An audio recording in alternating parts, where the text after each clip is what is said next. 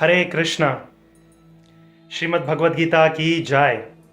So as you all are aware that we have discussed first to sixth shlokas from the first chapter of Srimad Bhagavad Gita as it is.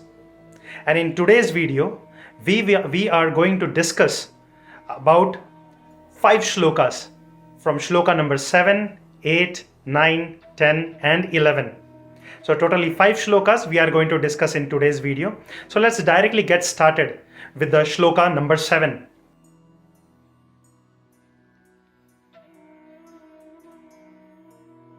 The translation goes like this by Srila Prabhupada. Jai Srila Prabhupada. For text number 7, the translation is, "But for your information, O best of the Brahmanas." So the text number 7, the shloka number 7 is, "But for your information, O best of Brahmana, let me tell you about the captain who are specially qualified to lead my military force." Now this shloka is spoken by Duryodhana and he is speaking to Dronacharya. Dronacharya is Duryodhana's guru, but not spiritual guru. He is his material guru in the sense that Dronacharya has taught Duryodhana the art of fighting, which weapon to use, when to use, how the military formation should happen, and how to use the club, how to use the dhanusha, the bow and arrow. All these teachings were given to Duryodhana by Dronacharya. So far from shloka number 3 to 6, we have discussed that Duryodhana is explaining the formations and commanders, soldiers in the army of the Pandavas, which is his opposite side. Now after explaining that there is Bhima, there is Arjuna, there is Yudhamanyu, the children of Shubhadra, Abhimanyu, then the children of Draupadi, all of them are there on the Pandavas side. Now he wants to explain the soldiers from his side. So he is speaking to Dronacharya. Dronacharya, listen, O Gurudev, O Brahmana. By birth, he's a Brahmana, he's a teacher. So Dronacharya is referred as Brahmana. Now please listen to all those soldiers, special commanders who are there in my army. So now Duryodhana is going to begin and start speaking about this. Why he is doing this? Srila Prabhupada, he explains that Duryodhana was very intelligent. He was very sharp in collaborating with all different types of people. He knew how to gather strength. He knew how to bring people to his army. And playing those political things, he gathered around 11 portions of army to his side. And only 7 portion was on the Pandavas side. Totally 18 portions, okay? So in totally 18 Akshohini Sena, 7 were on the Pandavas side and only 11 was on Duryodhana's side. Great numbers. So now he is using the same material techniques. He is using the same diplomacy to tell his own people, to encourage his own people that do not be worried. I have told about Bhima and Arjuna and Pandava's army, but now I am telling you about the army of my own people, those soldiers who are going to fight for me. So now let's get into text number 8.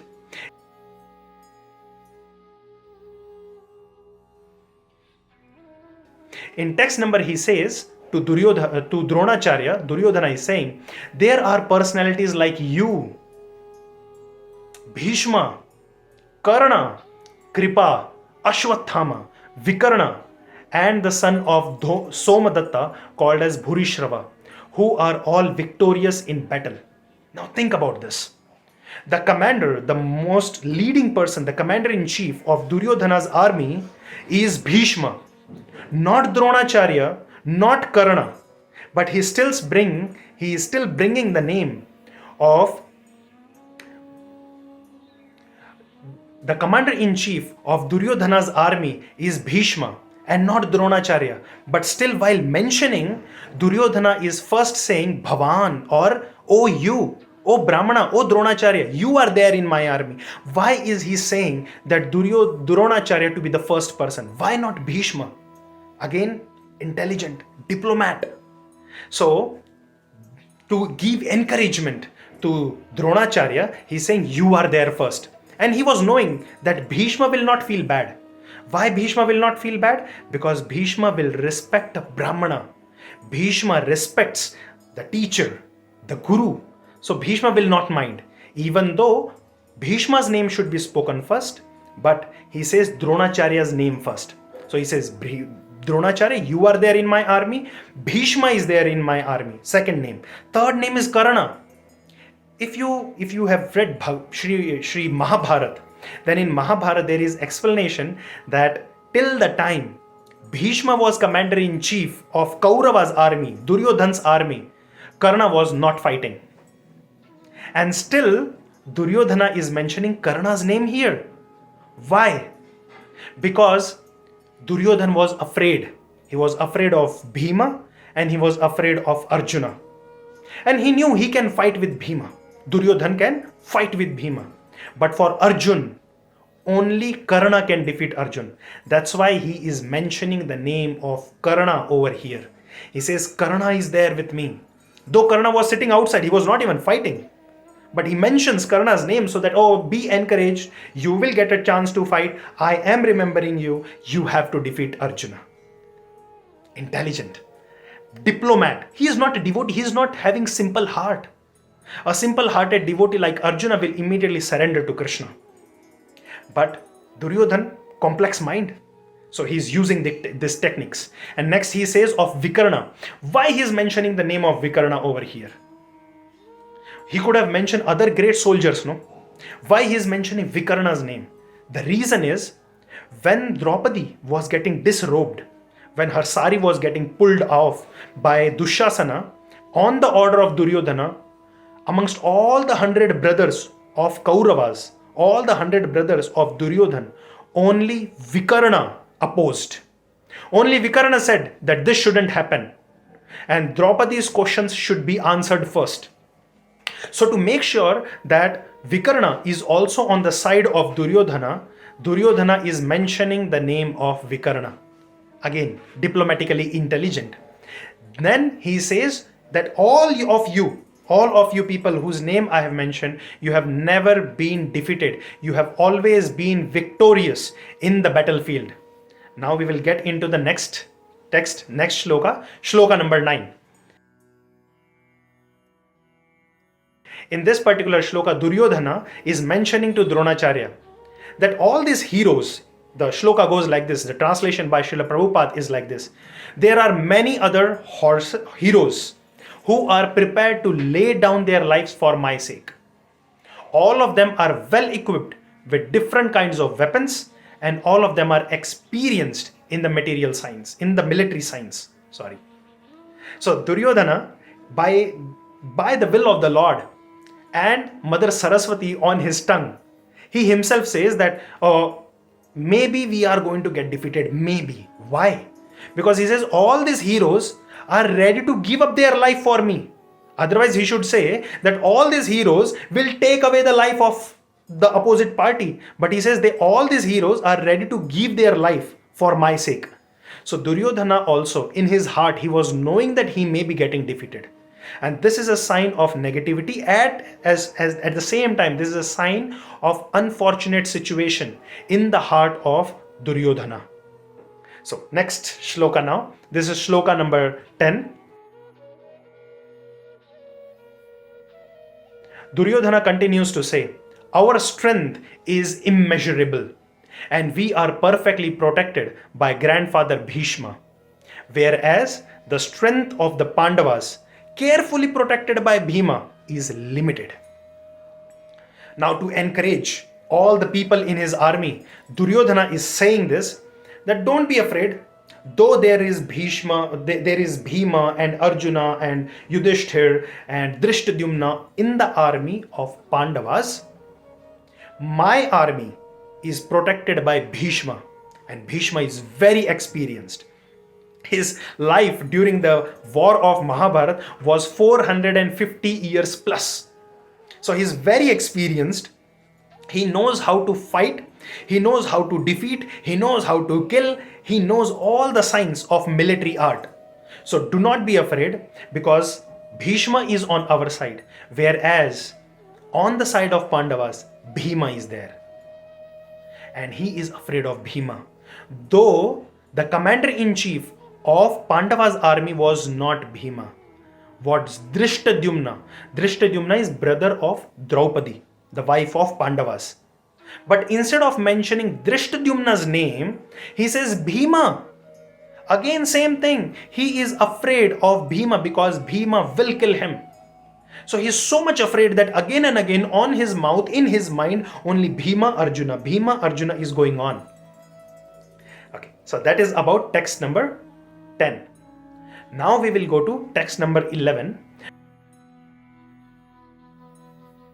which is the final text for today. The text goes like this, the shloka's translation goes like this. All of you must now give full support to grandfather Bhishma as you stand on your respective strategic points of entrance into the planks of army. Interestingly, the army formation, like it is not in the normal times that okay, the whole army is standing in one line and they are going for fighting. No, it doesn't happen like that. There is a different formation. Like there is a formation of Trishula. There will be army on this side, and this side, and then they will attack. Then there is formation of lotus. There will be 8 like this, and then they will go for attack. Then there is Chakravyuha, completely round, circle in circle in circle, concentric circles, and then they will go for attack. So similarly, in this point, Duryodhana is saying that whichever position is given to you, stand over there and fight, but support Bhishma. Why? Because he has become little old, 450 years plus, and he is our grandfather. So though he is very strong, but I want to give my strength, and I am confident about your strength also. That's why I'm saying each of you individuals, with all your strength, you give support to Bhishma, who is commander-in-chief of our army. So this is how amazingly, politically, diplomatically, Duryodhana is trying to boost up his army and trying to boost up his soldiers. He's trying to boost up all the commanders. And from here on, Duryodhana's speaking will stop. We will continue in the next session, in the next video, the further shlokas of Srimad Bhagavad Gita. But for today, we have to understand very important lessons. The first lesson we understand is when we are not on the side of dharma, we will become fearful. And that's when we will start speaking about death. We will start speaking about our enemies. We will start getting feared. And Duryodhana was continuously speaking about Bhima and Arjuna and all of you support and protect. Second lesson which we understand is so much speaking is going on. Why? Because he wants to boost his army. But if we are on the side of dharma, naturally within our heart, Krishna will bless us. Krishna will guide us and protect us. Lesson number 3, that if we are on the side of dharma, the only simple thing required is not to motivate, not to inspire people. It is only to surrender to Krishna. We will see all these shlokas in the future video. For this video, thank you very much for attending. Hare Krishna. Srimad Bhagavad Gita ki jai. Srila Prabhupada ki jai. Hare Krishna.